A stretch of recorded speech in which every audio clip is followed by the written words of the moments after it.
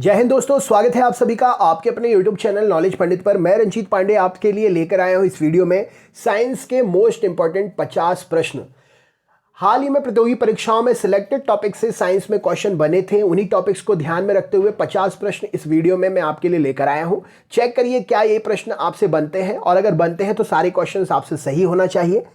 Video free है, पूरा देखिए, अपने दोस्तों को भी शेयर करिए। चैनल पर नए हैं तो रेगुलर वीडियो प्राप्त करने के लिए हमारे इस चैनल को सब्सक्राइब जरूर कर लीजिएगा। चलिए शुरू करते हैं अभी वीडियो। सबसे पहला प्रश्न ये रहा आपके सामने। पेशी ऊतक का विकास होता है भ्रूण में किस जगह पर? तो पेशी ऊतक का विकास भ्रूण में मीसोडर्म सेल्स में होता है। राइट आंसर हो जाएगा। पेशियों की कार्यात्मक इकाई क्या होती है? तो पेशियों की कार्यात्मक इकाई सैक्रोमियर होती है। वेरी इंपॉर्टेंट क्वेश्चन है। पेशियों की कार्यात्मक इकाई का नाम क्या है? तो सैक्रोमियर राइट आंसर हो जाएगा। सिनेप्स किसे कहते हैं? राइट आंसर क्या हो जाएगा?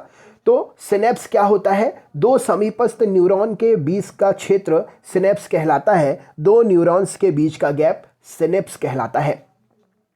सूचनाओं को संवेदी अंगों से केंद्रीय तंत्रिका तंत्र तक कौन सी तंत्रिकाएं पहुंचाती हैं?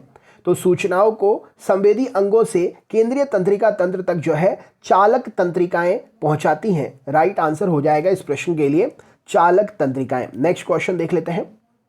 कुशिंग सिंड्रोम किस अंतःस्रावी ग्रंथि से संबंधित है? तो कुशिंग सिंड्रोम अंतःस्रावी ग्रंथि कौन सी है? तो पीयूष ग्रंथि अंतःस्रावी ग्रंथि, जिससे कुशिंग सिंड्रोम जो है संबंधित है। कौन सा हार्मोन शरीर में ग्लूकोज से ग्लाइकोजन परिवर्तन को नियंत्रित करता है? तो शरीर में ग्लूकोज से ग्लाइकोजन परिवर्तन को नियंत्रित इंसुलिन करता है। राइट आंसर हो जाएगा।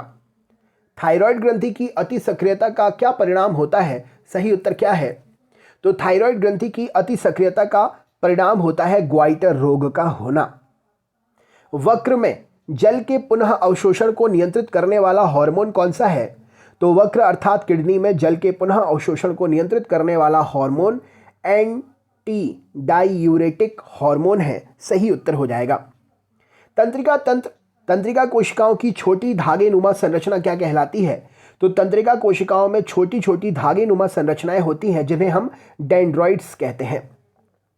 न्यूरोट्रांसमीटर नामक रसायन कहां से स्रावित होता है? तो न्यूरोट्रांसमीटर नामक रसायन जो है एक्सॉन से स्रावित होता है। राइट आंसर हो जाएगा। पीयूष ग्रंथि कहां पर स्थित होती है? सही उत्तर क्या है इस प्रश्न के लिए? तो पीयूष ग्रंथि जो है मस्तिष्क के आधार पर स्थित होती है। राइट आंसर हो जाएगा इस प्रश्न के लिए मस्तिष्क के आधार पर। अगला क्वेश्चन है, शरीर में हार्मोन का संचरण किनसे होता है? राइट आंसर क्या है प्रश्न के लिए? तो शरीर में हार्मोन का संचरण जो है रक्त और लिम्फ दोनों मिलकर करते हैं। सही उत्तर हो जाएगा, रक्त और लिम्फ दोनों ही मिलकर करते हैं। नेक्स्ट क्वेश्चन है, क्रेटिनिज्म रोग का कारण क्या होता है? क्रेटिनिज्म रोग का कारण क्या है? तो क्रेटिनिज्म रोग का कारण है थायराइड ग्रंथि की अति सक्रियता। वृक्क में कैल्शियम के पुनः अवशोषण से संबंधित हार्मोन कौन सा है? तो वृक्क में कैल्शियम के पुनः अवशोषण से संबंधित हार्मोन पैराथायराइड हार्मोन है। राइट आंसर हो जाएगा। गर्भावस्था एवं प्रसव से संबंधित हार्मोन कौन सा है? तो गर्भावस्था और प्रसव से संबंधित हार्मोन रिलैक्सिन हार्मोन है। राइट आंसर है। पादप कोशिकाओं में रिक्तिकाएं किस निर्दिष्ट झिल्ली से जुड़ी होती हैं? तो पादप कोशिकाओं में रिक्तिकाएं जो हैं टोनोप्लास्ट से जुड़ी होती हैं। सिस्टिटिस निम्न में से किस अंग का संक्रमण है? सिस्ट या सिस्टिटिस ये किस अंग का संक्रमण है? तो यूरिनरी ब्लैडर का संक्रमण है। राइट आंसर हो जाएगा। कॉर्क और छाल किसकी सक्रियता के प्रदर्शित करते हैं? तो पौधों के पेड़ की बात हो रही है यहाँ पर। कॉर्क और छाल जो है ये द्वितीय विभज्योतक की सक्रियता को प्रदर्शित करते हैं। राइट आंसर हो जाएगा। पादप शरीर की आकृति में वृद्धि का कारण क्या होता है? सही उत्तर क्या है? तो पादप शरीर की आकृति में वृद्धि का कारण क्या होता है? तो अग्रस्त विभज्योतक जो होते हैं, अग्रस्त विभाजित ऊतक जो होते हैं। राइट आंसर हो जाएगा। नेक्स्ट क्वेश्चन देख लेते हैं।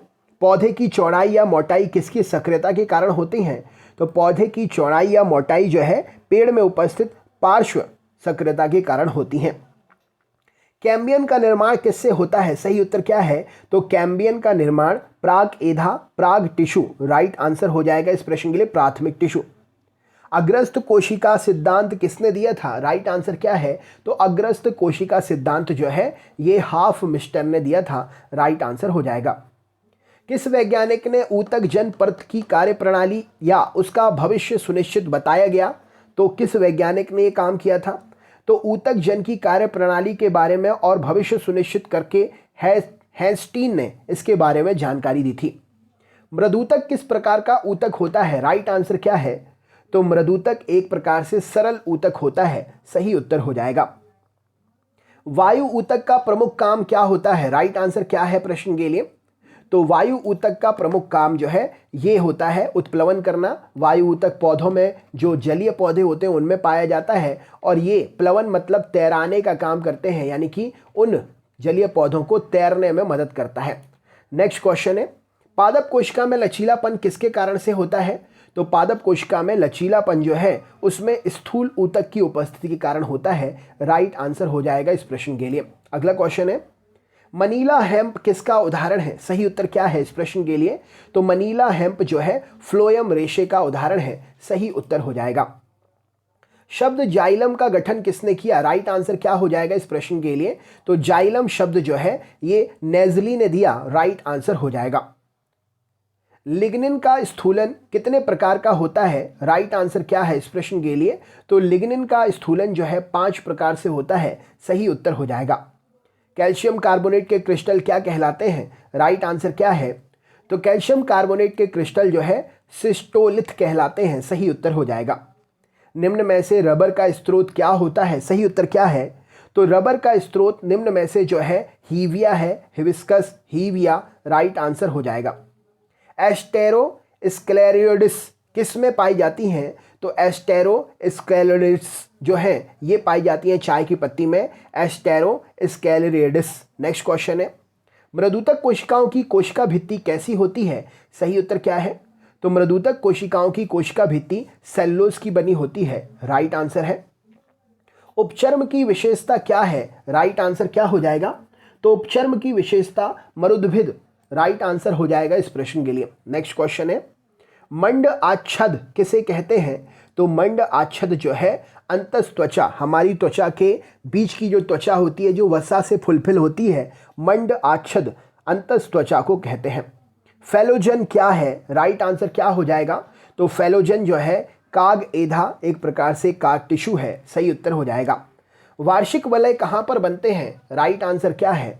तो वार्षिक वलय मौसम एक समान, वार्षिक वलय जो है जब मौसम एक समान रहता है तब बनते हैं। इसीलिए आपने एक क्वेश्चन और देखा होगा कि समुद्र के किनारे की वनस्पतियों में वार्षिक वलय क्यों नहीं होते हैं? क्योंकि वहाँ पर मौसम की विभिन्नताएं होती हैं, इसीलिए वहाँ पर वार्षिक वलय नहीं बनते हैं। तो वार्षिक वलय कहाँ पर पाए जाते हैं? जहाँ पर मौसम एक समान रहता है, हमेशा एक मौसम। जैसे अगर सर्दी रही तो लंबे समय तक सर्दी, बरसात तो लंबे समय बरसात, तो मौसम जहाँ एक समान रहता है वार्षिक वलय वहाँ बनते हैं। यहाँ पर क्वेश्चन समझने लायक था, बहुत बढ़िया।